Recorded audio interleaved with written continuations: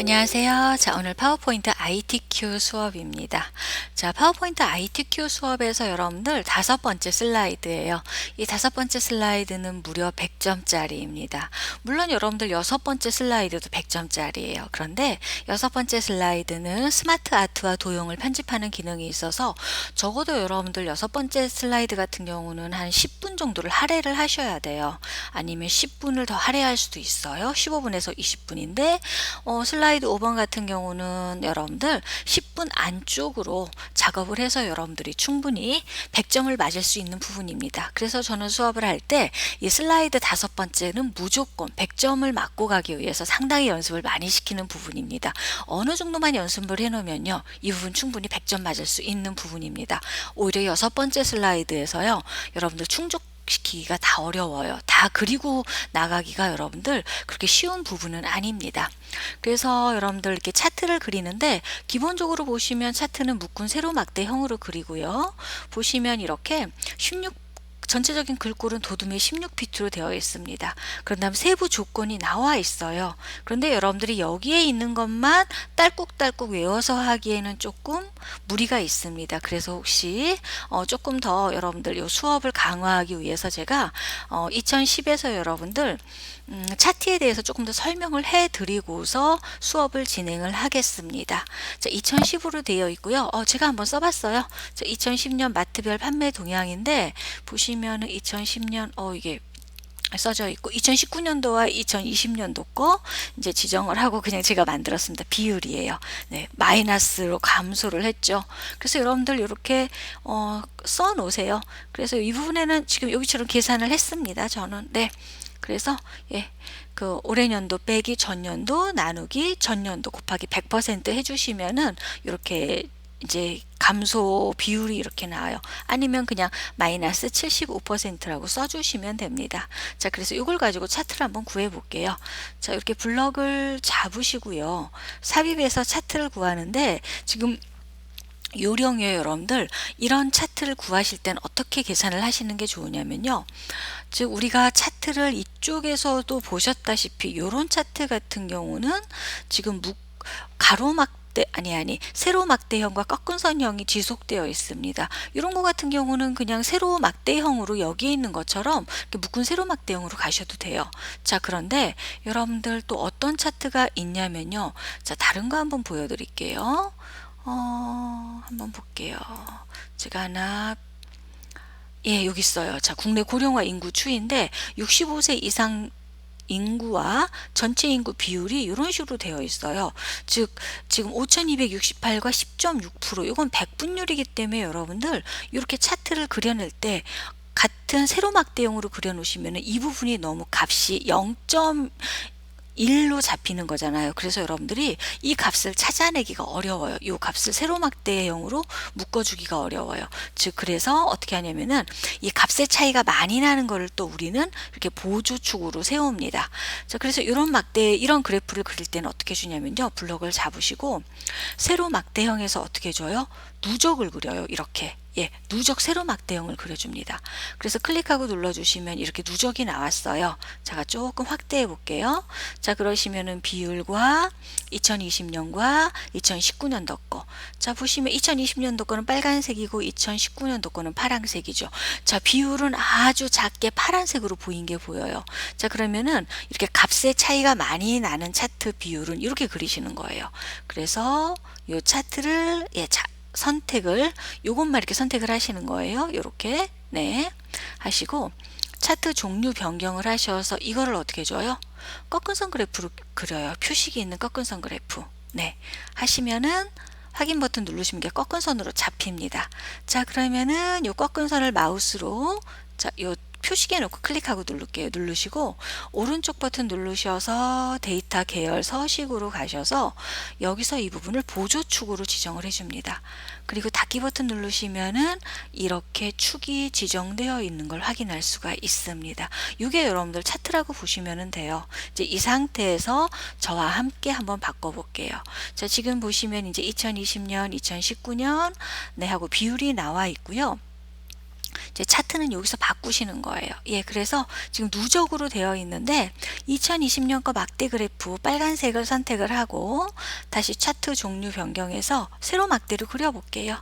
확인 버튼 누르시면은 이제 두 개 다 세로 막대형으로 되어 있습니다. 자, 그래서 보셨을 때 조금 더 보기가 편하시죠. 자, 2019년에는 매출이 이만큼이었어요. 가전이. 그런데 2020년에 와서는 이만큼으로 줄었어요.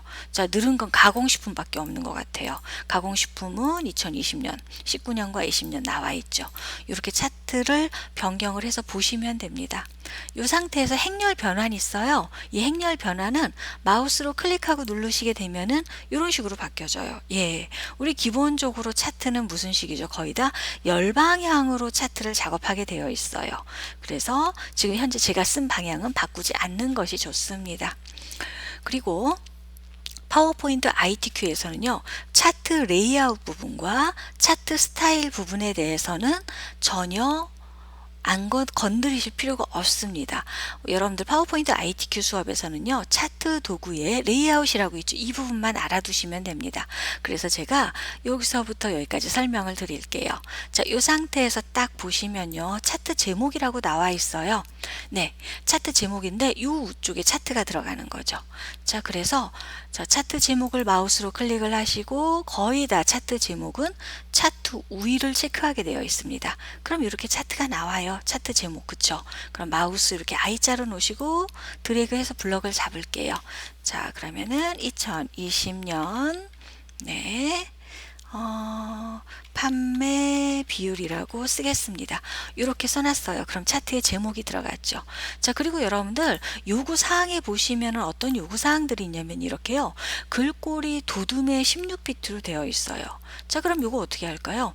여러분들 이 글꼴의 도둠의 16비트라는 것은 전체적인 차트가 뭐인 거예요? 네, 전체적인 차트가 홈탭에서 봤을 때 어떻게 줘요? 이 상태에서 요게 이제 여러분들 도둠이 되는 거고요. 전체 크기가 도둠체예요. 여기에 16포인트 이렇게 들어오는 거죠. 자, 그러면 도둠의 16포인트로 전체 차트 크기가 이렇게 바뀌어집니다. 제가 좀 화면을 확대해 놔서 그런 거예요. 화면을 조금 줄일게요. 그러시면은 조금 낮게 보이실 겁니다. 자, 그러면 이 부분이요. 16에 지금 도둠의 16에 20%라고 바뀌었어요. 자, 그 다음에요. 차트 제목을 바꾸라고도 얘기를 하죠. 차트 제목 클릭하고서 누르신 다음에 자, 보겠습니다. 예, 됐죠. 이 상태에서요. 16포인트. 예, 16이죠. 차트 제목 클릭을 하시고 만약에 차트 제목을 HY 강비의 크기를 24포인트로 바꿔라. 그럼 이렇게 바꾸시면 돼요. 여기에 여기 색깔이 있죠. 요거 색깔을 표의 안쪽에 색깔을 바꾸시라고 하시면 이 상태에서 이렇게 안쪽에 색깔 바꾸시면 됩니다. 만약에 여기에 테두리를 그리라고 하시면요. 차트 도구에 서식이라고 있어요. 여기서 윤곽선에서 어떻게 줘요? 테두리 검정색 해주시고 도용 효과의 그림자 보시면 대부분 바깥쪽에 오른쪽 아래라고 체크되어 있습니다. 이렇게 하시면은 어때요? 그림자가 이렇게 생깁니다. 이게 차트 제목이었어요. 자, 그 다음에 차트 도구에 레이아웃 한번 가보겠습니다. 레이아웃에 보시면 축 제목이 있는데 요거는 이제 넣으라고 할 수도 있고 넣지 말라고도 할 수가 있어요. 그래도 자, 한 번씩은 여러분들 해보고 가세요. 예, 해보고 가시는 게 훨씬 더 도움이 됩니다. 가로 축 제목은 어디냐면요. 이 부분이에요. 아래쪽의 부분, 네, 아래쪽 부분이고요. 축 제목 지정하시고 축 아래 제목 하시면 이렇게 나옵니다. 자, 그래서 용품이라고 이렇게 써주면은 아래쪽 제목이 들어갔죠. 자, 가로축 제목이고요. 축 제목에서 보시면은 세로 제목 있죠. 세로 제목은요, 이쪽 제목이에요. 왼쪽에 있는 이 제목. 그래서 축 제목에서 세로 제목 보겠습니다. 이렇게 나와요. 자, 이렇게 하시고 여기에다가 자, 금액이라고 써줄게요. 네, 하시면 금액이라고 나와 있죠. 자, 하시고 다시 축 제목에서 보조 가로 제목이 있고 보조 세로 제목이 있습니다.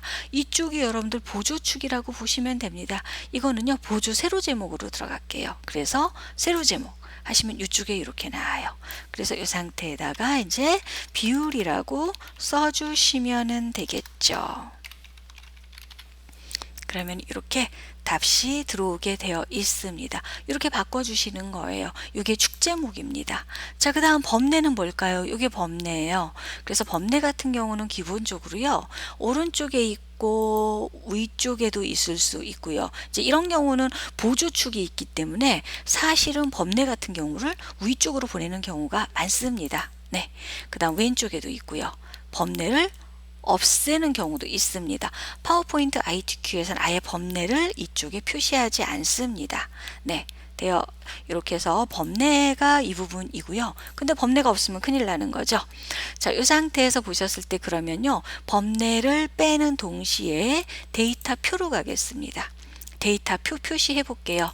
클릭하고 누르시면은 여러분들이 여기서 썼던 내용이 아래쪽으로 들어옵니다. 네.